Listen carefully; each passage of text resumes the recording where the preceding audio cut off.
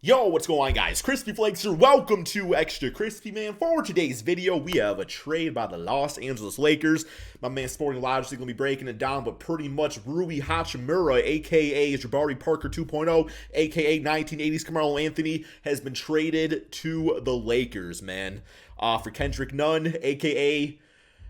them basketball skills is non-existent now, bro. And some second-round picks, too. Let's hear about those. Hear about it. We have an NBA trade. Finally, yeah! we've been waiting. The trade deadline is only a couple of weeks away at this point, but we have the Lakers and the Wizards making a deal today. The deal is basically Kendrick Nunn and a couple of second-round picks in exchange for Rui Hachimura from the Washington Now, Wizards. keep in mind, one of those second-round picks could be the next Jokic. You never know. You never know. Video, you might be thinking, why is this a big deal? Like, why is this even worth the video?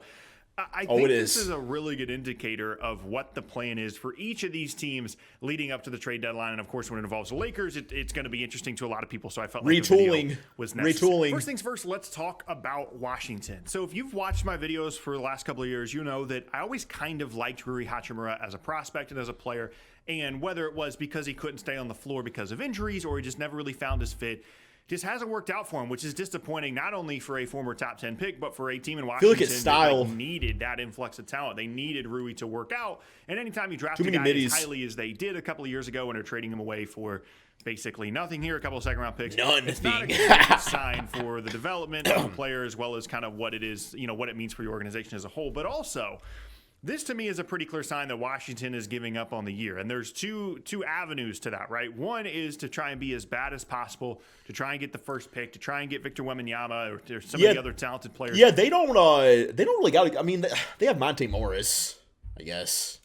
Kendrick's not going to get some minutes there. This is the first of, I think, a lot of different moves we're going to see around the league at the deadline, where not only are teams trying to upgrade and improve their rosters, but they're also, in some cases like this, actively trying to make their teams worse to improve their chances at a high pick in this upcoming Probably try draft. and keep Kuzma around, too. Rui Hachimura is like a game-changing player for them, but like Bradley Beal's out with injury. They already have Kristaps Porzingis listed as week-to-week due to an ankle sprain, which to me means he might possibly get moved. And then we have Hachimura getting traded as well. So there's that avenue. That team is actively spent. making your team worse so that you can quote-unquote tank. And then the other is, are there other moves coming for Washington? As I mentioned, Porzingis and Beal as well. Both guys randomly throughout the season have had points in time. Now, they haven't necessarily been the most durable players in the past, but both of them have had instances here where they've missed random stretches of time that makes you wonder if maybe there was a trade in the works. They don't want to risk those guys getting hurt. I think we're going to be seeing a lot of rest days, a lot of injury management for both Kristaps Porzingis and Bradley Beal over the next couple of weeks as we lead up to the trade deadline. They ain't getting Victor, though.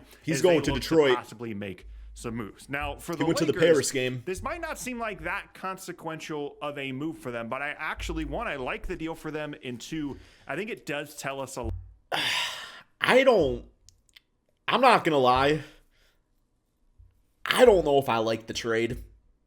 And I mean, you know, in the end of the day, it's very low risk unless those second round picks end up being good. But I just don't, I don't really see how Rui Hachimura fits next to LeBron.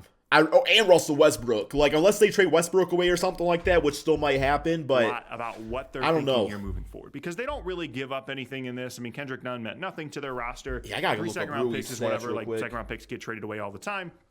And bringing in Hachimura, I think they're hoping it's going to be, ironically, trading from Washington, kind of like a light version of what Kyle Kuzma was and could have been for them in the past. A guy that can play in the front court, can guard a little bit, can score a little bit individually, isn't an incredibly consistent off-ball floor spacer, but someone that you hope can provide that for you. Three-point shot is booty. Should, in theory, play well alongside Anthony Davis. He's still young. He's a talent upgrade for them, I think, if he can stay on the floor. And it's just kind of an upside flyer for them. But importantly, this deal, of course, because Hachimura is just not that valuable of a player, does not include... Bro, I literally can't find his stats on Basketball Reference. Has he been that bad? Either of those future first-round picks that the Lakers... I gotta stop. He's a Laker now. League, I think it's 27 and 29 future first-round picks that are clearly their best trade asset at the moment. And the Lakers have been playing better. Picks. They're inching up towards 500.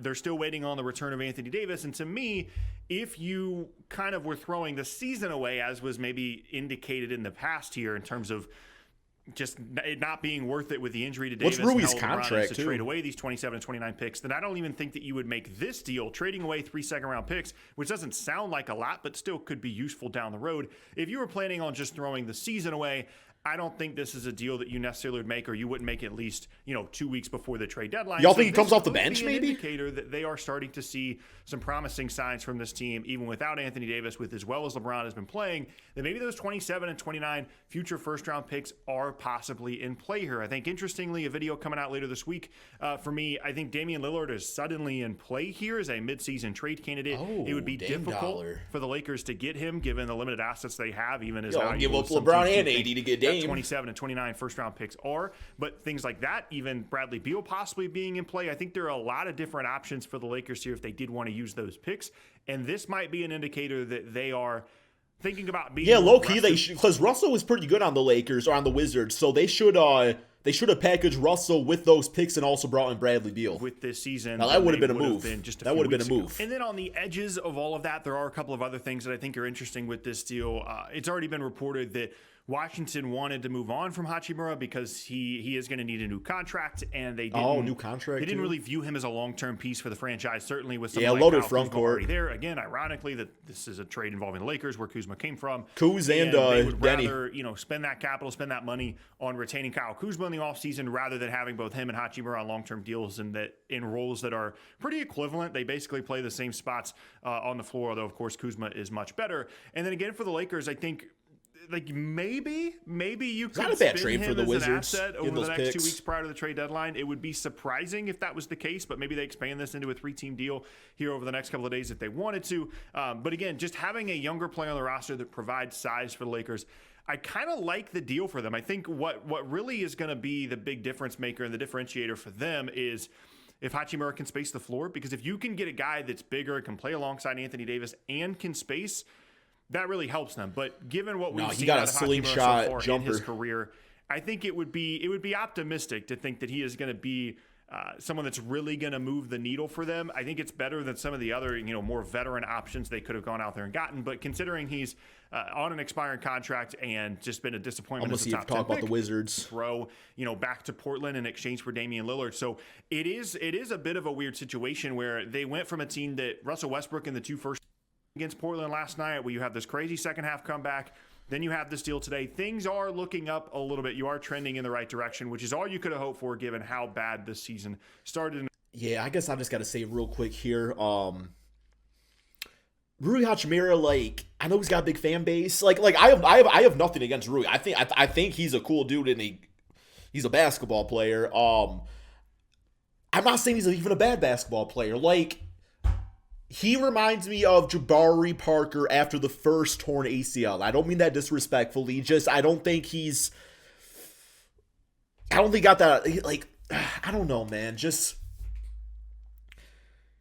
He plays maybe like Leon Poe of the Boston Celtics. I don't know. I'm not a big fan of this day and age of basketball players with, the ones that, dribble in from the 3-point shot, because you got to be able to shoot threes, and I just having Russell out there. Is Rui better than Kendrick Nunn? Yes. Is it a good fit? I don't really think so. But hey, who knows? Maybe Rui comes out and starts shooting damn 47% from 3, and then we'll all just kind of see about that. But yeah, that's all we got for this video. Thank you all so much for watching. Peace out. Oh, you know what? Watch the Wizards. Kendrick Nunn was cool on the Miami Heat 3 years ago.